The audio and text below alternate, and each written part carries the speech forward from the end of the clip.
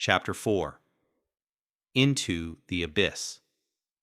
The USS Reliant, a destroyer hastily retrofitted with steam engines, departed from Naval Station Norfolk 10 days after the Atlantic event. Its conventional weapon systems remained inoperable, but the steam-powered engines pushed the vessel steadily through the choppy waters of the Atlantic. Sandy joined the expedition alongside a team of scientists, military personnel, and specialists from various agencies. Their destination? A point approximately 500 miles east of Bermuda, where satellite data from before the blackout had indicated unusual deep-sea activity. As they ventured farther from the coast, the transformation of the ocean became increasingly apparent. Schools of deep-sea fish swam near the surface, their bodies already showing signs of adaptation. Some had developed primitive limb-like structures. Others showed respiratory systems in transition, They're preparing to leave the water. Sandy noted, documenting the changes with a hand-cranked camera. The question is, why now? What triggered this acceleration? Below decks, the scientific team had established a makeshift laboratory powered by the ship's steam engines. Here, they examined water samples collected at various depths, each teeming with the mysterious microorganisms, The concentration increases the deeper we go, reported Dr. Rodriguez. and they're becoming more complex in structure. 4 days into the journey, they reached their destination. The ocean here appeared unusually calm, almost still, despite the surrounding turbulent waters. Depth soundings revealed an anomaly, a massive underwater structure nearly 2 miles below the surface. It's not on any of our charts, Commander Wilson stated, examining the primitive sonar readings. and it's enormous. The expedition deployed a submersible vehicle, specially designed to function without electronics. Instead, it operated on mechanical systems and was tethered to the ship by a physical cable. Sandy volunteered to join the descent team, along with Dr. Thompson and 2 naval officers experienced in deep-sea operations. As the submersible descended into the depths, the water darkened to an impenetrable black. The team used mechanical spotlights, their beams cutting through the darkness to reveal a transformed underwater landscape. What should have been barren abyssal plains now teemed with structures resembling coral reefs. Except these growths emitted a faint bioluminescent glow. Fish and other marine creatures moved among these structures, many displaying advanced stages of the transformation Sandy had documented. It's like they're building something. Sandy whispered, peering through the viewport. An infrastructure for a new ecosystem? At 10,000 feet, the submersible's spotlights illuminated the edge of an enormous underwater cavern. The entrance yawned before them, large enough to swallow a skyscraper. My God, Breathed Dr. Thompson. it's not natural. The team guided the submersible into the cavern, following a path that sloped deeper into the Earth's crust. The walls pulsed with bioluminescence, casting an eerie blue-green light that made mechanical illumination almost unnecessary. After 20 minutes of careful navigation, the cavern opened into a vast chamber.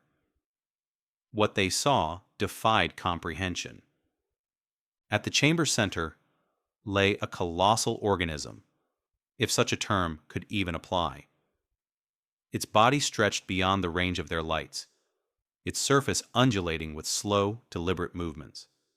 From vents along its massive form, clouds of microorganisms poured forth in endless streams, billowing outward into the surrounding water. It's twice the size of the Empire State Building. Dr. Thompson estimated, his voice barely audible. Maybe larger. Sandy stared at the entity, her scientific mind struggling to categorize what she was seeing. It wasn't a fish or a mammal or any recognizable form of marine life. Its structure suggested something both organic and engineered, as if grown rather than evolved naturally, It's a terraform engine, she finally said. a biological machine designed to transform an entire planet's ecosystem. Designed by whom? Asked one of the naval officers. Sandy had no answer. The entity before them defied terrestrial explanation. It seemed as alien to Earth as a spacecraft, yet it existed here, deep beneath the Atlantic Ocean, possibly for centuries or millennia. As they observed, a disturbing pattern emerged. The microorganisms flowing from the entity formed distinct currents, like a three-dimensional conveyor system. Some moved upward toward the surface, while others flowed laterally, presumably toward the continents. It's coordinated. Sandy realized.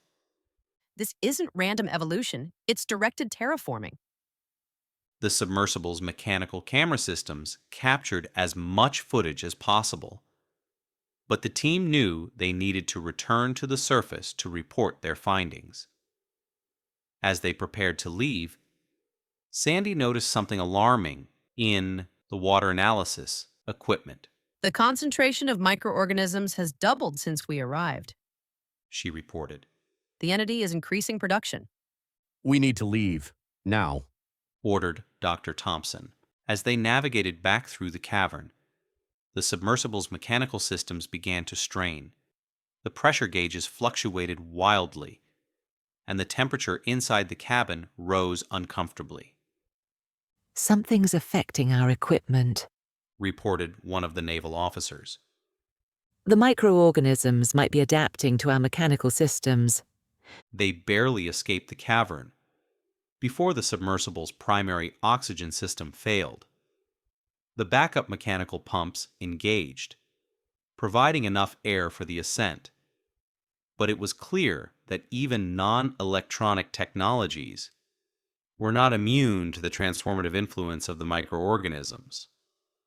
When they reached the surface, they found the USS Reliant in disarray.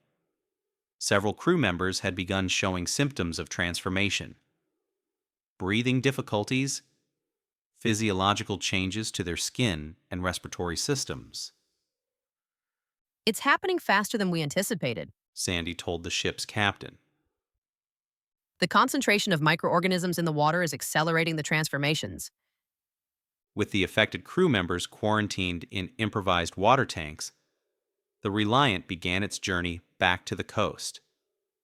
Sandy and her team worked frantically to compile their findings, knowing that time was running short.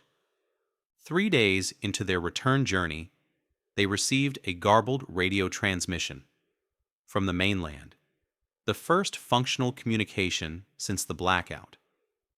The message, broken and distorted, painted a grim picture. The transformations had accelerated dramatically. Coastal cities were being abandoned as more people succumbed to the changes. Those in advanced stages of transformation had taken to the water, while strange marine creatures continued to emerge onto land in increasing numbers. More disturbing still, conflicts had erupted between the transformed and the untransformed.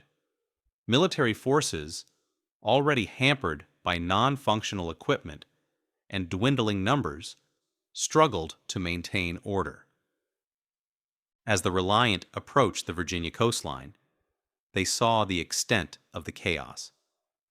Norfolk, once a bustling naval hub, now stood largely abandoned. Plumes of smoke rose from various points in the city, where conflicts or accidents had triggered fires. The beach was littered with bizarre sights: marine creatures crawling or walking on newly formed limbs, some still dragging themselves awkwardly, while others moved with increasing confidence on their evolutionary adaptations. And in the shallow waters near the shore, human forms swam with new efficiency, their bodies transformed to thrive in the ocean environment. We're too late. Sandy realized as she surveyed the landscape. It's already happened.